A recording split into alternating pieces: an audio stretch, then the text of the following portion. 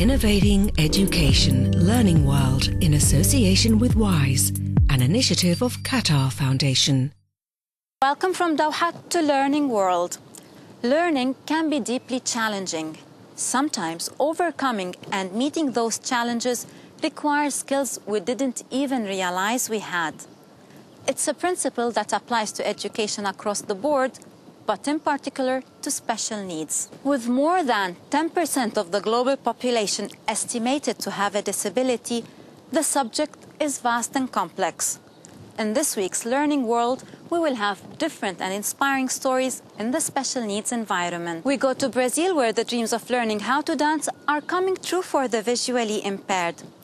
We speak to Phyllis Pola in Hong Kong, who's at the forefront of work on social justice and inclusion. But first, we head to Ramallah in the Palestinian territories, where children and teachers have to face an extra challenge of living and learning in a conflict zone.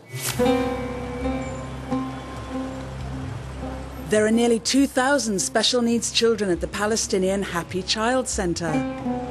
It opened in the 90s and is the first of its kind in the Palestinian territories. Ahmed is hyperactive and has communication difficulties, but the Happy Child Center was able to help him so much that now he goes to a mainstream school. When Ahmed started school, they didn't really want him there. He was different, slower than the others. It was a difficult beginning.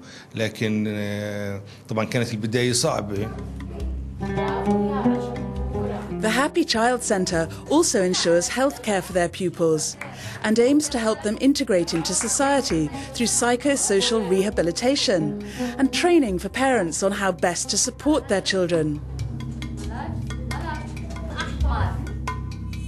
But despite the centre's success, the unsettled political and economic situation in Ramallah is a challenge for the people working on this project.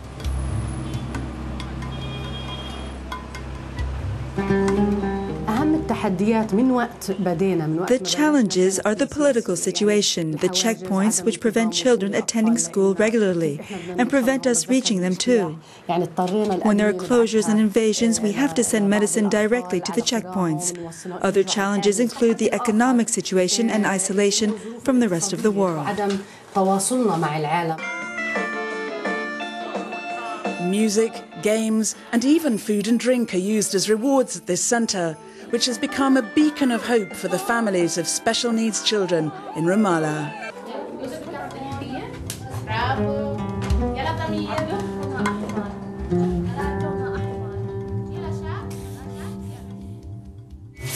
If one considers that only a fraction of children with special needs have access to education, the work of the Palestinian Happy Child Center becomes remarkable.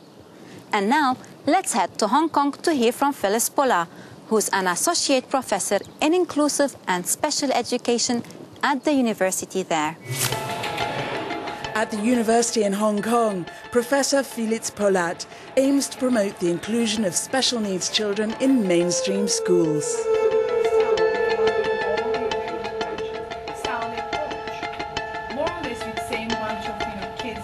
My understanding of inclusion is inclusion of all children, regardless of their race, their disability, their language differences, ethnicity, sexual orientation, so on and so forth. So it definitely involves disability, but it goes beyond disability, because disabled children are also, belong to different races, belong to different religions, belong to, do speak different languages, so on and so forth. So we really have to take individual children as whole persons, whole people. There are almost 750 million disabled people in the world, and 150 million of them are children. But disabled or not, all children need education.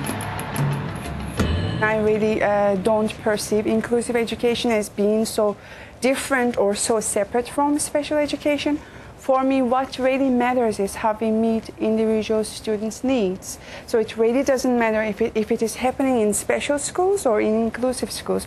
And I use this because it's a spectrum. It's not just a matter of special or inclusive schools. We have so many different provisions in between.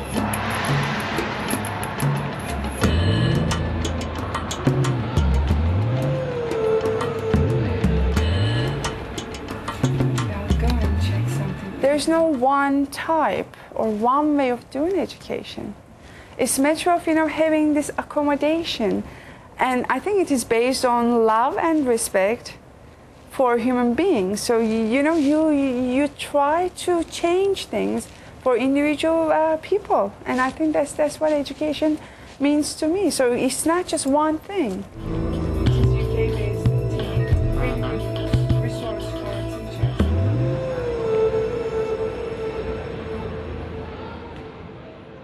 We end with this story from Brazil at a very special ballet school with new teaching techniques to assist blind students realize their dancing dreams. Aldenice goes to ballet class on Wednesdays, and she looks forward to it all week.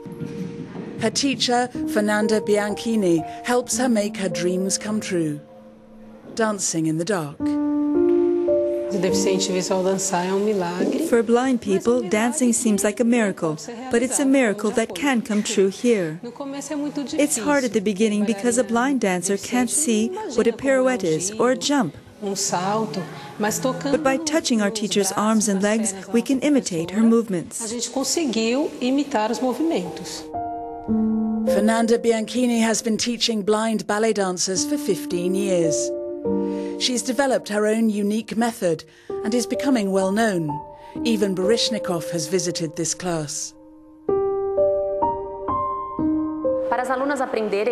To learn, they have to touch my body, feel the movement and try to reproduce it with their bodies. It's a kind of magic, a miracle. As their teacher, I've learned so much. I've learned to see the world through my heart.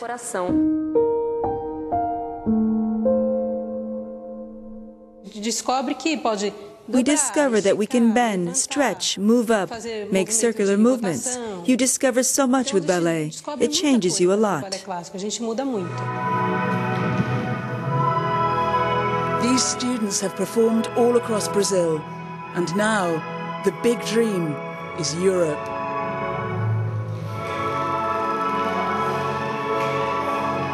Aqui é mais importante a solidariedade.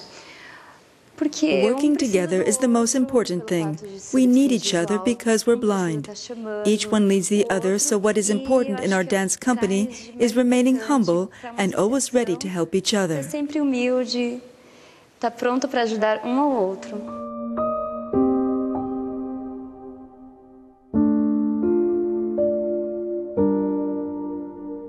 That's it for now from the Learning World team. But of course, we will be back next week with more global stories on education. And remember, you can watch all our stories online at euronews.net/Learning World. See you next week.